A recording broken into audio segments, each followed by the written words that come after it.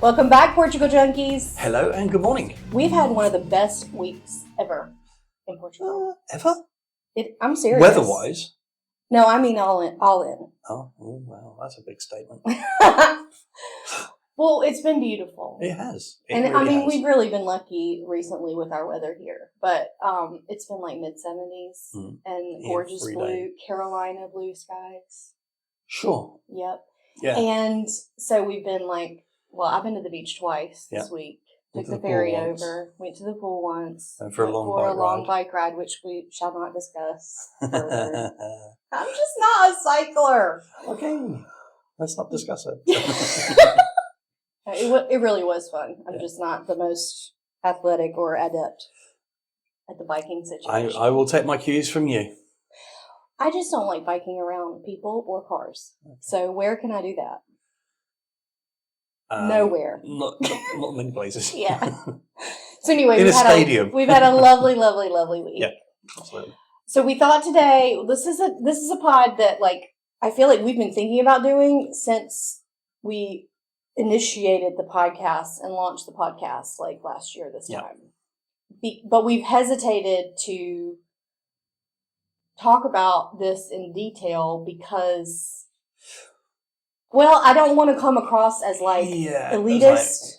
We had all of this opportunity. And, right. We're going to talk about finances today, and we're going to talk about how we actually did this, because I feel like that's a question that most people, it's probably the number one question people have. If it's not it's definitely the top one of two. They won't necessarily ask. Only strangers would ever ask, which is fine. But I guarantee you some of our friends and family were like, what the hell? How did they do that? Are they running drugs or something? We're not. Thank you. No. But I do think, maybe they just think you're my sugar daddy too. Oh, well then you're living in cloud cookie. Not the case. Anyway, so we thought we would kind of outline today. Yep. How we financially actually did this and got here, because it's important. And I think that's what obviously is keeping anybody back from doing it. If everybody had the funds, then they would be all over the world all the time. And do not take this as any sort of financial advice. Yes, please, disclaimer, we are not financial advisors. It's going to go right here. Oh, he's making more work for me. There you go. Edit that in.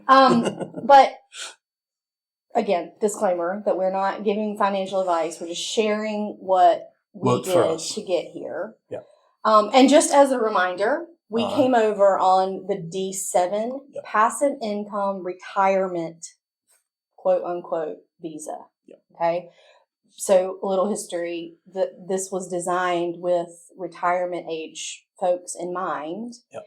And now that retirement is kind of one of those concepts that, some people are very young and can call themselves retired. We're not officially retired, but we are not.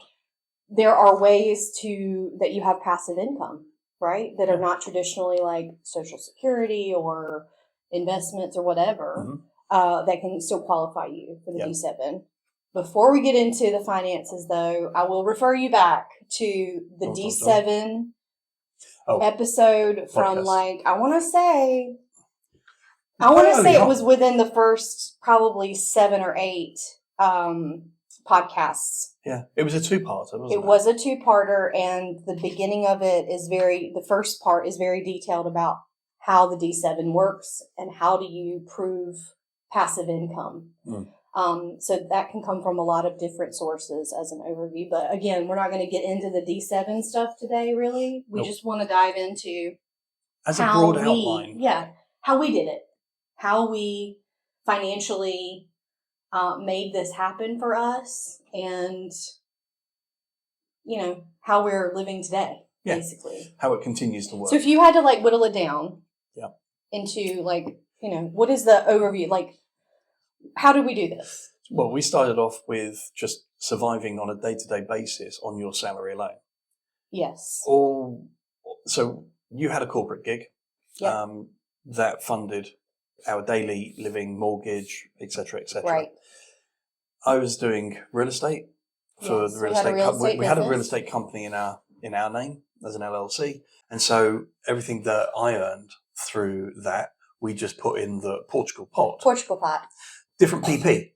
Portuguese patience, Portugal pot. Everything's got a So that's how we... Broad view. That's how we did it. How we really started. Yeah. To financially understand, can we do this? Yes. Because unless we could live on your salary alone, we knew we wouldn't be able to raise the funds necessary to do the move.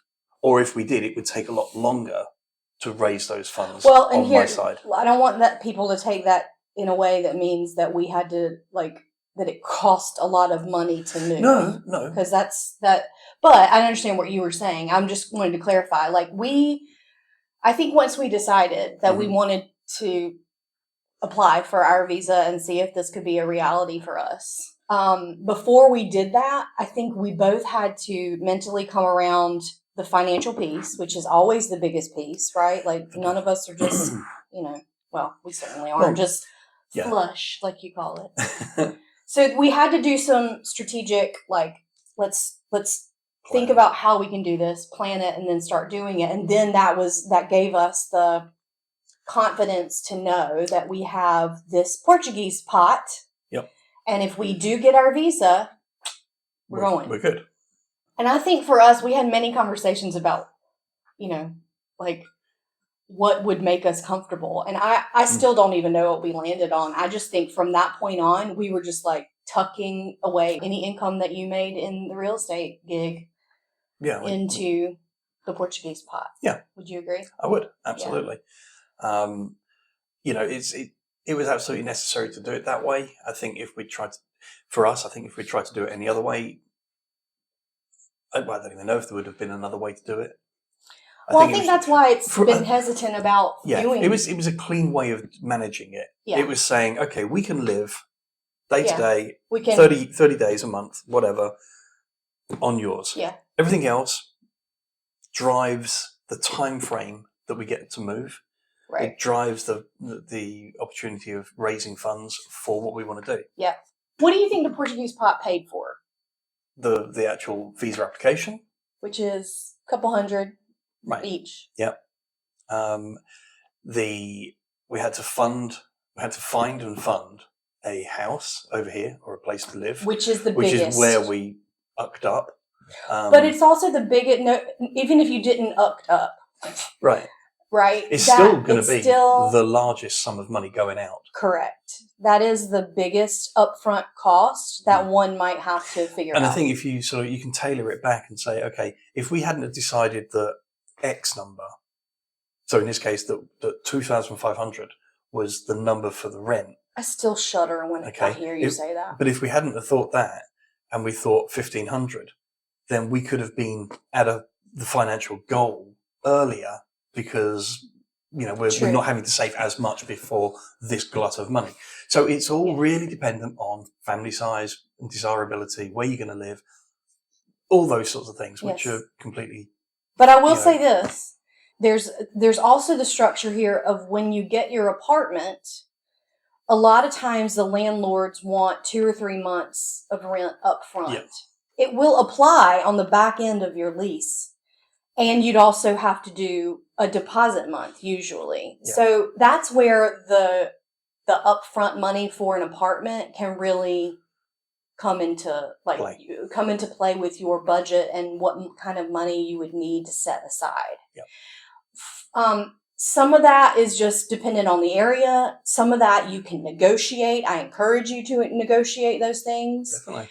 I'm not going to lie. I do feel like people here might assume when they are renting an apartment to an immigrant, especially an immigrant coming from America, that we're just all rich. I'm sorry, but that happens sometimes. They just assume that. Yep. And so they'll push a little bit on what they're asking for, but things are negotiable. Yep. So I don't mean that negatively on either side. I'm just saying that things are negotiable here with apartments, unlike in the United States, you just don't typically negotiate a rental rate, right? You're negotiating if you're buying a house, but it's different.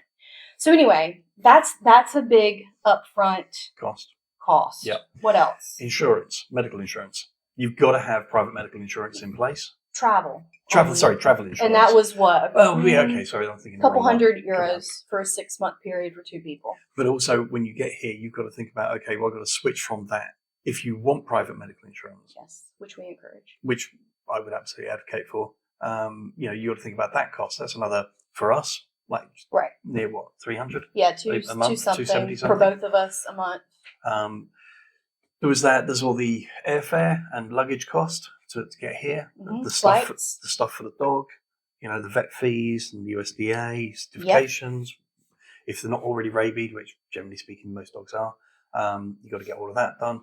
So there are all of these on costs. Yes. And I'm not saying that it's exploded up to 150,000. No, what I'm saying is that it's like you have to do the calculations for yourself, but be realistic with those, and then add a little bit of a fudge factor. Yeah. Because it's always going to come up. There's an opportunity that you may want to speak with a lawyer. You might want to, whatever it may be, speak with us. But I just think that you can't. I'll qualify it this way: if you write down line for line what you believe it's going to cost, and that's the top value that you think it's going to be. Then add a little bit more. Add a little bit more, for goodness sake, because it really isn't. And make sure you do your euros to dollars conversions. Especially now. Especially right now. I mean, it was 95, 96 Yeah. To the. No, when we got here, it was right at 91, 92. Oh, wow. It went up to 94, and now we're at 87. 86, 87. Unless something drastically changed today. I can't imagine that. So yeah, all of these things that they have a place in the whole preparation, and you cannot ignore any one step. Ultimately, it really is about forward planning, thinking about what do I need to do in order to achieve the goal. Listen, when we moved to Portugal not knowing a bit of Portuguese, I was so nervous about a lot of things. But the visa process was the most nerve-wracking, including the part where, you sign a legal document like a lease when you don't even know how to read the language. So we were referred to our lawyer, João Pinto, to get some help with translating, interpreting, and negotiating our lease in Porto. And he was so awesome that we've decided to keep him. But now, that one simple task that he helped us with has opened our eyes to everything that he does. He specializes in helping Americans move to Portugal, the entire visa process, and even buying a home here. We did our visa process all on our own, and now looking back, part of me really wishes that we had known João then and all that he could have helped us with to navigate the sometimes crazy path to get here. Good news for you though, he's graciously offered our listeners a free consultation call and a 10% discount. So, if you're looking for a trusted, certified lawyer in Portugal to help you with your move to Portugal before, during, or after, we highly recommend João. He's super responsive, so smart, and a great communicator. Head over to our social media accounts on Instagram or TikTok. Access our stand store in the bio, and you can download João's list of services for free and schedule your free call and get 10% off. Cheers, y'all! Also, once you get here, so we knew that we wanted to take a mini retirement, which is what the kids are calling it these days, and I love it.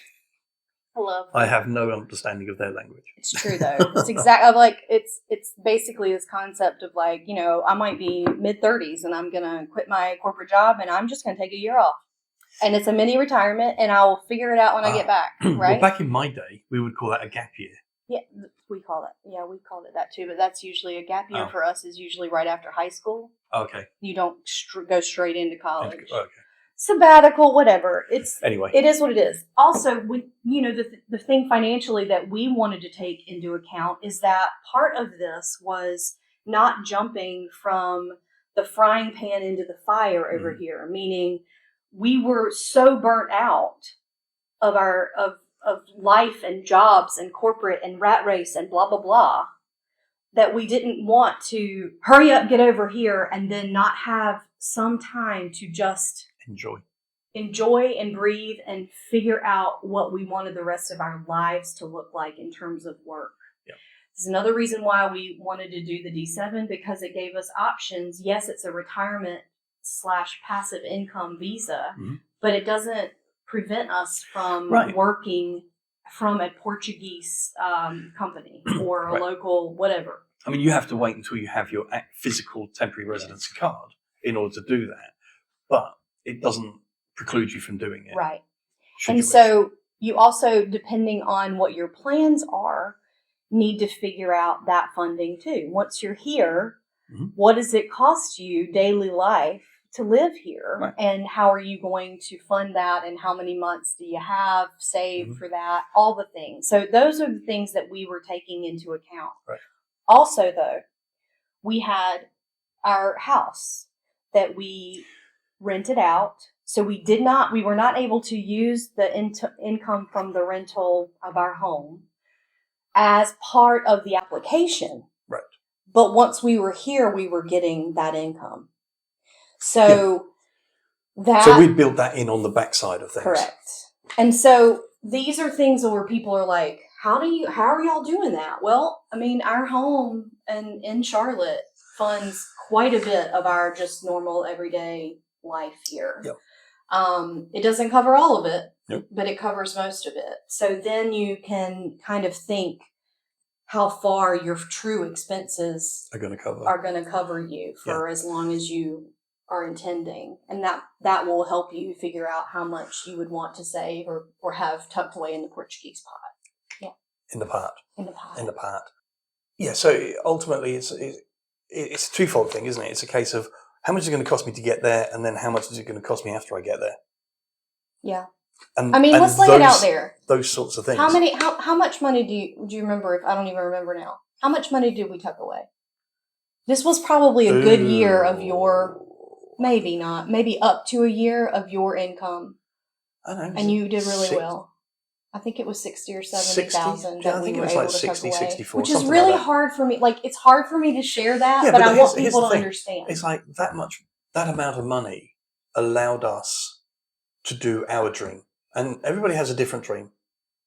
But from that point of view, that money allowed us to really think deep into how far was that going to last us? Right. What changes are we going to have to make? What's going to happen if the renters decide to move out and we've then got a house that's not paying mortgage and we've got to cover the mortgage as well? Are we going to sell it? Are we going to keep it? What are we doing with that? So there's all of these things that throw like a spanner in the works as to if that happens, then I've got to have a contingency for X. I'm sitting here literally listening to myself say those numbers, and I just feel this need to be like, we are so lucky. We also work really hard, but at the same time, I know that we come from a very privileged position. We are educated. We had good jobs, all the things that a lot of people struggle to just get by. And that's what I want to make sure that people are hearing before you come for us. Okay. So again, I know people are going to have their opinions. What I want to make sure people know is that you do not have to put away $70,000 to make this dream happen for you. Right. This was something that we've made a lot of different financial choices that we probably shouldn't have. We just didn't know any better, which is why we're trying to educate people here. Our upfront cost for our initial apartment was way too much. We didn't negotiate it down. It was way too much rent to begin with. It was not the right place for us. That was a big chunk. I mean, that cost us a lot.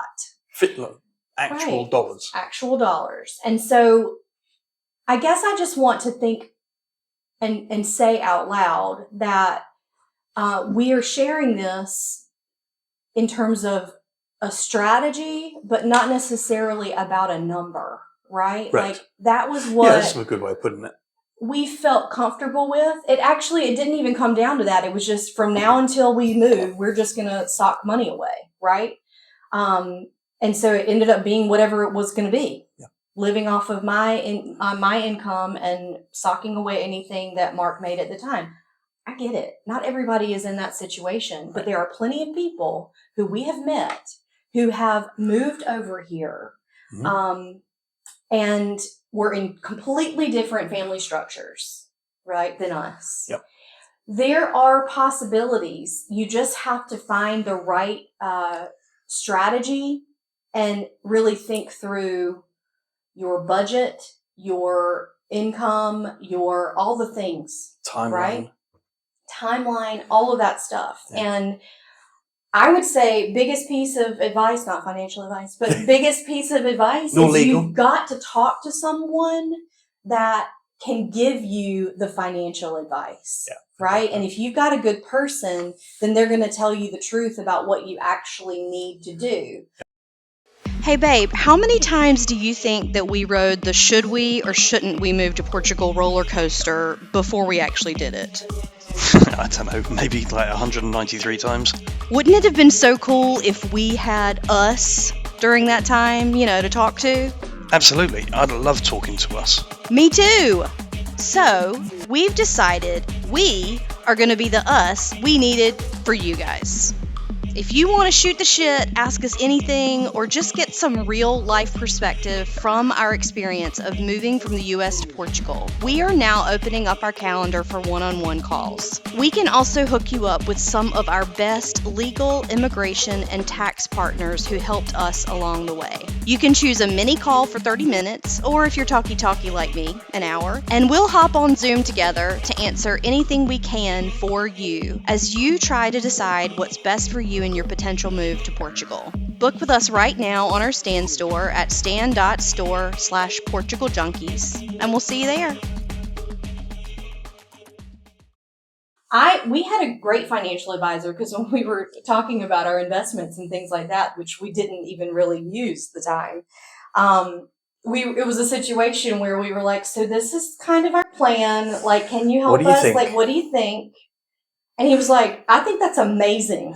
Right? Go it wasn't. And do it. There are people that will always say, be naysayers, right? And I'm not saying that you should always have a yes man or a yes ma'am, right? But find the right people who can figure out how to make things work for you, but also be truthful with you, right? Yeah. Like if you want to make this happen, it'll work, but it will probably take you X amount of time. Or if you can get to this number, then you should be good, right? And I would also say be very careful, be very aware, because there are companies out there that will.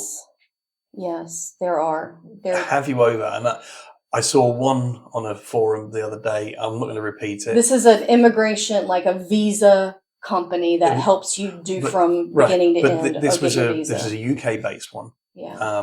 Don't name it. I'm not naming it, and I'm not naming anything about it. But when I read the story, I wrote back to the lady. I didn't have anything to offer other than words of, oh my goodness. Sorry.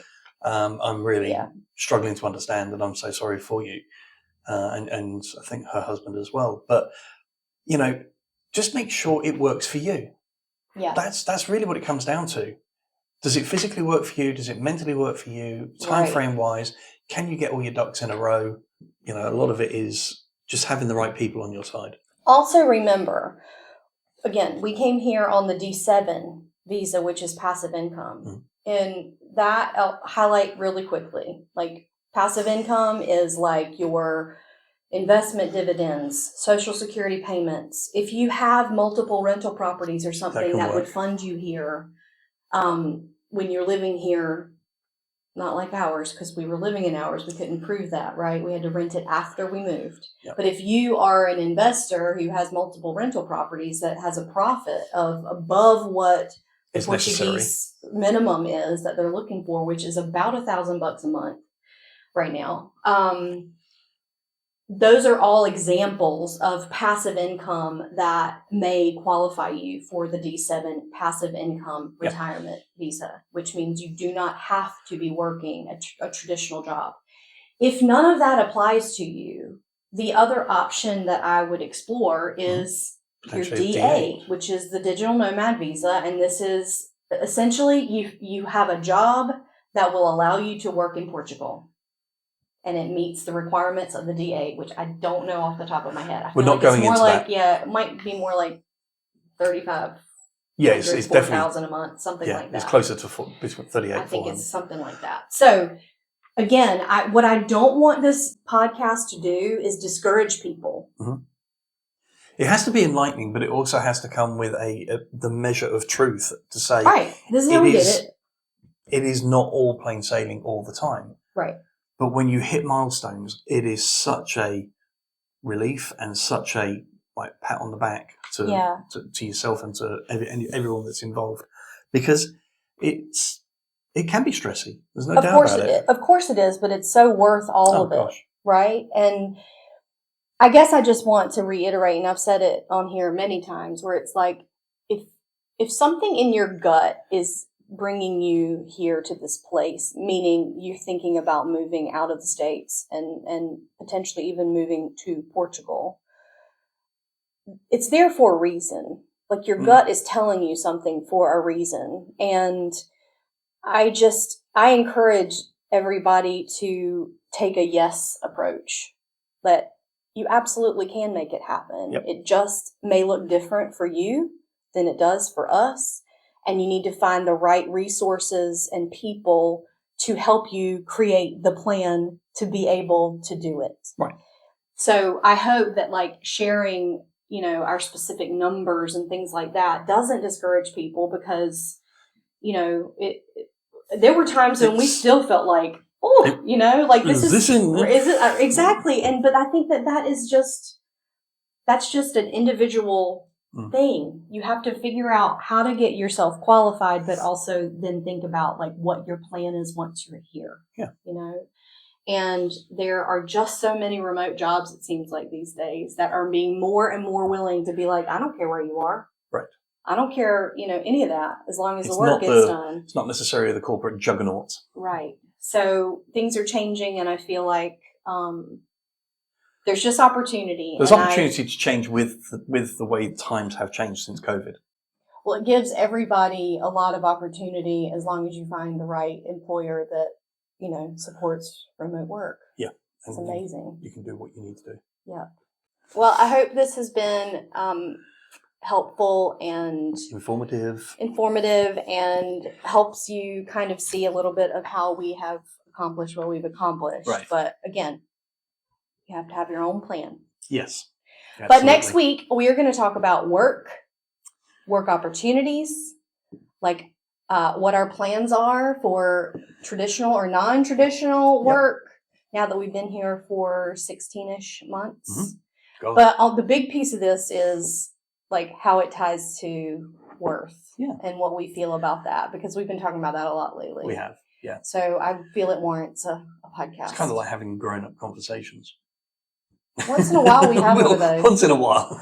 Yeah, we do. So we'll be back next week and talk about those things. We do have a Substack, so please join us and follow on Substack. I'm loving that platform for many, many reasons, but we'll talk about it another time.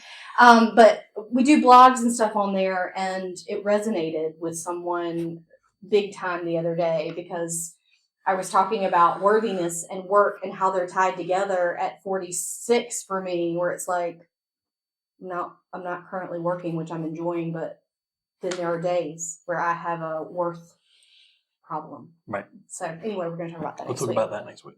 Yeah. Don't give away the spoilers. I did. Cheers, y'all. Cheers. See you soon. Listen up, future expats. For more content about our move, the visa process, Portuguese culture and destinations, and tons of support resources for your own decisions and potential move abroad, follow us at Substack, TikTok, and Instagram at Portugal Junkies. Stay in touch and help us reach more people by subscribing here and following us there. Cheers, y'all.